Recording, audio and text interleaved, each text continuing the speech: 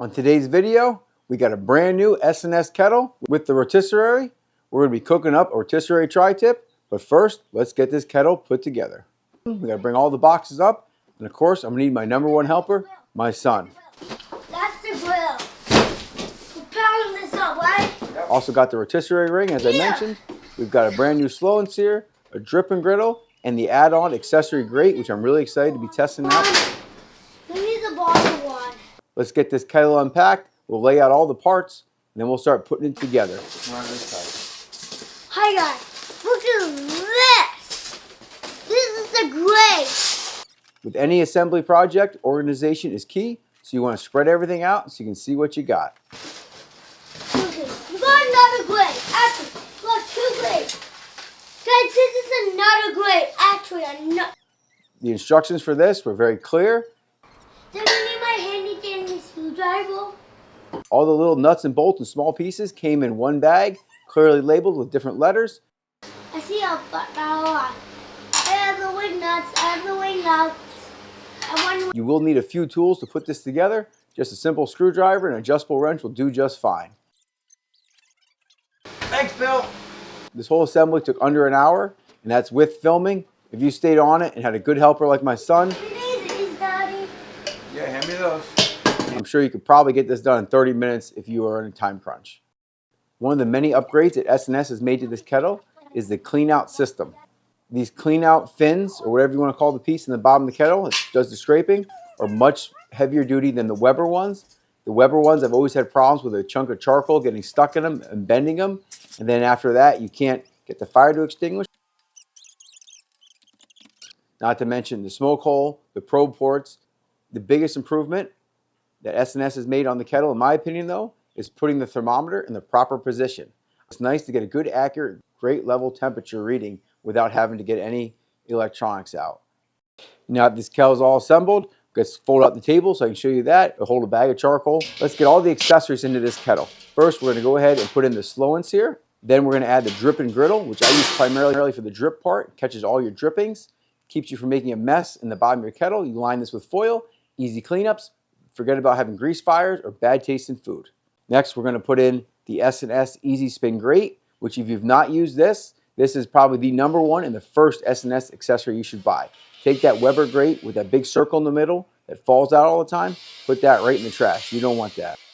Next, we're going to go ahead and put on the rotisserie ring.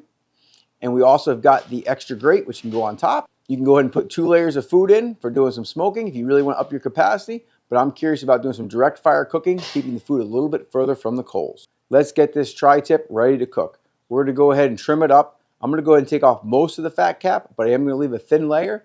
You can leave the whole fat cap on if you'd like, or you can trim the entire fat cap off. When it comes to trimming a tri-tip, this is totally up to you and your preference. I'm going to also work my way around. We're going to remove some of that silver skin and just clean it up a little bit. We're going to slice off a few of the little bits that are going to get overcooked. Just make this look decent. Again, you can take this right out of the package and put it right on the grill. It's going to be delicious. But we do want to season it before it goes on the grill. When it comes to seasoning, sometimes I crave just plain salt on my meat, and today was one of those days. So we went with a nice heavy coat of Redmond's real salt. Just get yourself any high quality salt and put a thorough coating on the outside. When you've got good meat and you're cooking with charcoal, it's going to have amazing flavor in the end. You don't have to get carried away with seasonings. If you're in the mood for a lot of seasoning, no problem. Load it up. But with beef, we normally keep it pretty simple here. Maybe a little salt, pepper, garlic. Occasionally we'll do some fajita seasoning on beef or something like that. Try to keep it more on the simple side. Enjoy that rich beefiness. So for this cook today, we're going to be using the all-new fire baskets from SNS, not the slow and sear today, because I want to be able to move it around a little bit more with the rotisserie. So let's go ahead and get that loaded up with some Jealous Devil Max briquettes, because around here we only burn Jealous Devil products. These briquettes are chemical free. Forget about that blue bag. You're going to want to try these Jealous Devil Max briquettes for your next cook. To light these up, we got the Rocket Fire torch. Runs off a 1-pound propane tank, and you can get a lot of lights out of one tank. A little bit more economical than fire starters if you're grilling as much as I am. It's only going to take about 30 or 45 seconds to get enough charcoal going. Remember, we don't want to light the whole thing because we don't want this too hot. While this heats up, let's go ahead and get that rotisserie right through that tri-tip. Just going to take your time, make sure that bar stays right in the center, And I'm going to try to keep smushing that broad end, keep it a little bit tighter, give this tri-tip a little bit more uniform of a shape. Just going to keep pressing it with my hands, try to get a little bit more uniform, but of course we're never going to get it perfectly rounded. It is a tri-tip after all. Next, we're going to go ahead and insert a thermometer. For this, you got to have a wireless thermometer. This one from Thermal Maven, the brand new P2, is going to work great for this. This wireless probe has got 6 temperature probes, 5 internal and 1 ambient.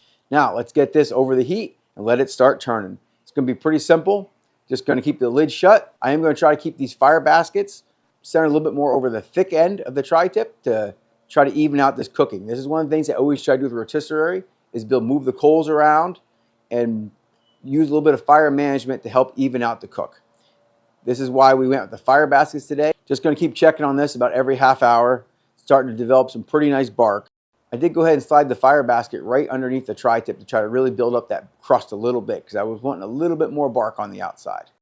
This is a great time for me to remind you, head over to Instagram, give me a follow there as well. That's actually where I got my start. I'm posting content over there every single day at Rusty BBQ Lamb. We ran around 250 degrees on that lid temperature the whole cook. A little bit more radiant heat on the actual meat. This is why we're getting that nice bark even at low temperature. As you can see, we're at about 70 degrees right now.